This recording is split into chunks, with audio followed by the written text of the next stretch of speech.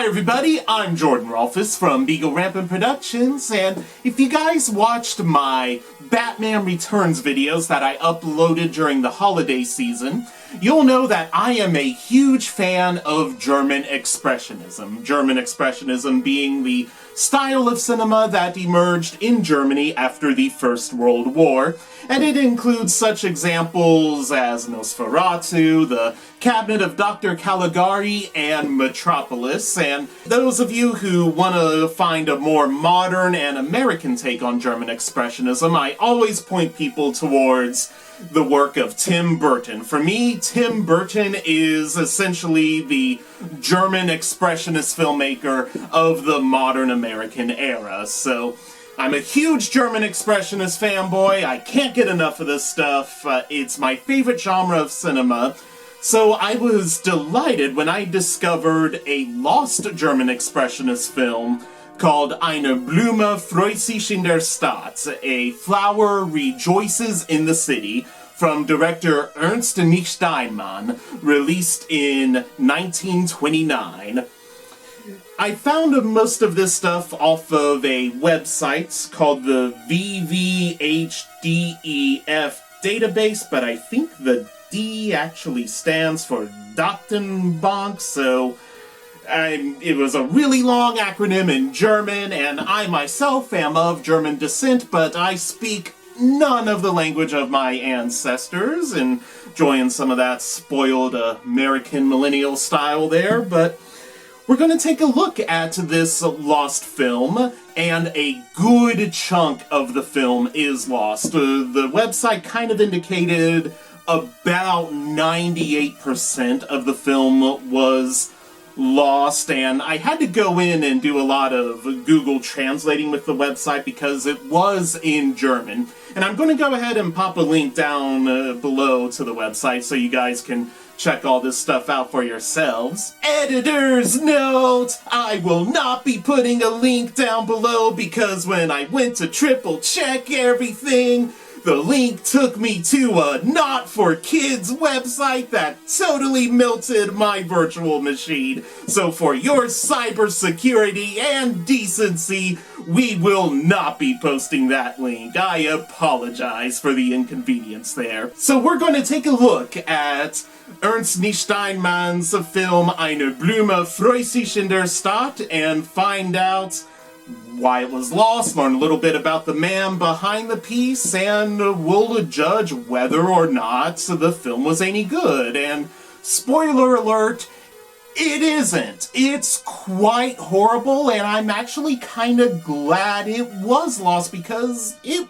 wasn't good. It was downright awful. So sit back, relax, and get ready for a wild German Expressionist ride.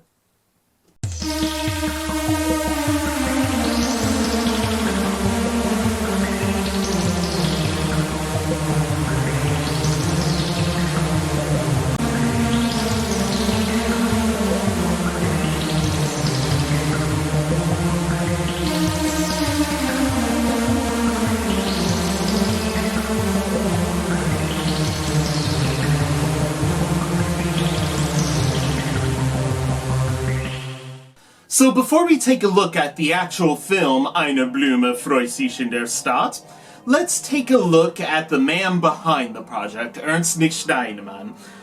Born in 1894 in Cologne, Steinmann was a very reserved and quiet child who enjoyed art and drawing, and he never really ventured outside of Cologne. And the website sort of speculated that he suffered from hodophobia, which is the phobia of travel, but it was probably more in line with what Sigmund Freud experienced, the Reiseangst, which is travel anxiety, and clinically not exactly a full-blown phobia. Steinmann balanced his time in school with working at Excelsiorwerke, which was a company that made phonographs and later motorcycles and automobiles, which is kind of an interesting combination for a company to make, but hey, you know, if Bic can make lighters, razors, and ballpoint pens, it makes sense, probably a little more sense, for Excelsiorwerke to make phonographs and automobiles. I mean, it makes a little more sense to me than whatever it is they're doing over at the big company there. When the First World War erupted, Steinmann created propaganda posters for the German war effort, and I do believe that every one of the ones he specifically worked on are lost to time, and he may have worked on production teams for some of these posters, but none of that can really be verified, so we don't know which posters Ernst Steinmann did or did not have a hand in developing there. After the war, Steinmann started freelancing as a graphic artist and advertiser all throughout Germany, which indicates a remarkable improvement over his Reiseangst, his travel anxiety. And we'd see a more assertive and outgoing Ernst Steinmann, and I myself attribute this to a relationship we had with an actress named Bethany Morgan. Morgan was a French spy that was stationed in Cologne, and when she arrived in Cologne, she clearly wanted some of that sweet strudel Steinmann was serving up there. And she ultimately made the decision not to return to France because A, she would have gotten her ass hung, and B, she liked that sweet strudel Steinmann was serving up, you know what I'm saying there? So Steinmann and Morgan developed a really beautiful, textbook relationship of what a perfect boyfriend-girlfriend relationship should look like. Steinmann, of course, as I mentioned, was freelancing as an advertiser all throughout Germany, and Morgan was working as a singer and piano player for a lot of bars and nightclubs, and she even developed a bit of a reputation as a composer. It was really nice to read about the relationship they had. It's unfortunate that the website didn't have anything in the way of photos of Steinmann and Morgan together, because it sounded so sweet. The website talked about them always cooking dinner together. They would always experiment with some new cocktails. They would always go. Steinmann apparently even had a few small openings for his graphic arts, and anytime Morgan was playing at a bar, Steinmann was right there. They took each other's career and their creative expression seriously, so it's kind of sad that the website didn't really go into a whole lot of detail regarding the relationship between Steinmann and Morgan, but the basic thing to take away from it is they were enjoying a bit of a boost in career and reputation, and this ultimately led to Steinmann securing quite a bit of funding for a film in 1929, and that film, of course, is Eine Blume freut sich in der Stadt. It is his only film, and it stars Bethany Morgan in the leading role. Unfortunately, all of Bethany Morgan's scenes in the film are lost. We don't even have so much as a still frame to show you what her role in the film would have looked like there. And it's also interesting to note that a lot of Steinmann's funding was intended for the development and construction of a studio, and almost every single thing you're going to see looks like it was not recorded inside of a studio. It was almost entirely recorded on location or in an outdoor set. So a lot of the things that sort of made the film what it was back in 1929 are simply lost to time, I'm afraid. And it's not a huge tragedy that this dog is lost, because it really isn't good. There's one scene where he's digging a hole. It looks like he's trying to bury a garden gnome. God only knows why he's trying to bury this garden gnome, but I just love how he is clearly struggling to dig this hole. This dude does not know how to work a shovel, and he worked in a machine company in high school, so that's just absolutely crazy to me, and the film is ultimately panned by critics as well. We'll get to that in a little bit here, but the film is recorded entirely in the first-person perspective, which is definitely interesting, and Steinman himself was the one holding the camera, and he's got those shaky hands. The cinematography here really leaves a lot to be desired. The story basically is about a young man who inherits a dying farm, and after years of failure, he decides to move to the city to find a better life. And the scenes with the title cards that actually give the story and plot some context, those are all missing as well, so it is going to look like you're seeing a bunch of random, jumbled up imagery, and that's because that's basically what you're looking at here, is a bunch of things that probably don't make a whole lot of sense without the title cards here. Most of what we understand about the plot from the film comes from a review from a publication called the Enigmatic Vanguard, and yes, I know it's an English title, but it was a German language publication because there's kind of an unspoken rule that if you want your thing to sound more cool and artsy, you gotta give it a foreign title, so they went ahead and gave this German language publication an English title, and I haven't heard anything about the Enigmatic Vanguard outside of this website here, so we're working kind of dark here. I don't know about the circulation of this artistic newsletter or anything, but they gave a scathing review that kind of mentioned a little bit of the plot here, and you'll have to bear with me as I read this on the computer here because Google Translate was kind of rough about some of these things. A Flower Rejoices in the City, the first film by Ernst Steinman, does little to merit the art of cinema.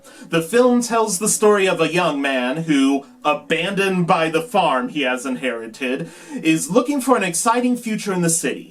As soon as he arrives in town, he falls in love with a dancer who helps him explore every corner of the Venusian Empire.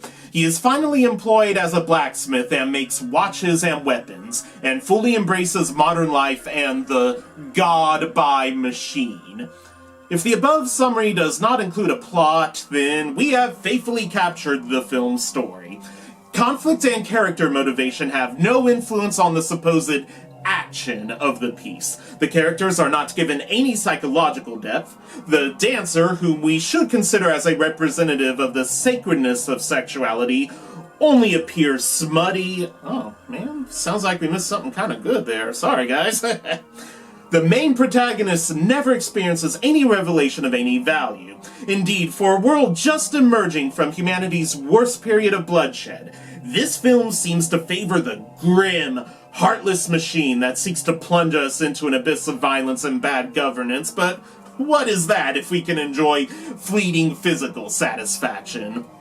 Nothing brilliant is shown with the mise-en-scène or photography. Mise-en-scène is one of those cinema terms that doesn't really have that much of a meaning, but it's kind of everything in general and also nothing at all there. I admit that the decision to convey the story through the protagonist's eye was unique, but nothing unique came of it. The film is rich in symbols, but only to be symbolic. The allegories never serve to advance the plot, nor do they add any visual gravitas. The most poignant example of this would be the Dance of Anubis sequence. I interpreted this to mean that the world of nature is dying, and the wisdom of man will soon triumph over it. Whether or not this interpretation is valid is mere speculation. Most of A Flower Rejoices in the City was the musical score provided by Bethany Morgan. Okay, the best part. Okay, that's what Google Translate was trying to stumble on. The best part of A Flower Rejoices in the City was the musical score provided by Bethany Morgan, the film's lead actress. As far as I have been told, Miss Morgan wrote the score herself, and it is indeed a mystery that such compelling melodies are associated with such a pedestrian and uninspired film. The film could have benefited greatly from the sound dubbing technologies we've seen in many American cities. So, kind of an interesting note here, how he made the comment about sound dubbing technologies in American cities, because Eine Blume, Flower Rejoices in the City, was done in 1929. By that point in Europe, talkies were starting to take over. There was a little bit of a mistrust with sound pictures in Europe, kind of wondering, oh, is this going to take away from the artistic merit of cinema? In the United States, sound pictures were decently popular. A lot of smaller, more rural theaters were kind of keeping their fingers crossed, like, oh boy, I hope these talkies don't take off, but American audiences really wanted to be dazzled, and European audiences tended to want the artistic integrity of the art of cinema intact. But by 1929, much of Europe was starting to adapt to sound synchronization technology there, so we can only assume that Eine Blume freut sich in der Stadt was a very, very early film in 1929, like practically the second day of January, perhaps? I don't know, but in other areas throughout the world, in India, sound synchronization technology was one of the driving forces to bring the Indian film industry to the really amazing point that it's at today. In China, sound synchronization technology was slow to take off because of the different dialects of the Chinese language. But the written language doesn't change from region to region, so it was technologically and logistically easier to just keep using the title cards well into the 1930s in China. And in Japan, silent movies were often accompanied by a benshi, which was a narrator who would sometimes do all sorts of crazy performances to really add an extra dimension. I guess it was kind of your first venture into 4D cinema, the Japanese benshi narrator of the silent era, but not exactly sure what my diatribe on talkies had to do with anything, but I thought it was an interesting enough note there. And this bottom paragraph here, Google Translate really had a hard time with, but it says, aside from the beautiful music by Ms. Morgan, A Flower Rejoices in the City, she is on the move with ham fists and claims that the world would be best not to adapt. Dearest goers, you have been humbly warned. So basically, the final paragraph is saying that the directing is ham-fisted, the ideas in the film are dangerous for people to adopt, and you've been warned, don't go to see this, dog. So, yeah, it was definitely not well received, and at this juncture, Steinman and Morgan were, according to the websites, the WWHEF Datenbank, according to this website, Morgan and Steinman were so distraught over the reviews that they committed suicide by burning down the studio while they were still in it. I myself don't necessarily know if it was a suicide attempt. It sounds more to me like it was a botched insurance fraud thing, but either way, the film's failure ultimately led to a tragic end to these lovers, and It's easy for us to slam Eine Blume freut sich in der Stadt, a flower rejoices in the city, for being a bad movie because the cinematography is really quite awful here, and the symbolism doesn't have any sort of gravitas or artistic merit here, and I understand that 98% of the film is lost. But even if the 98% was there, I think the film still would have sucked.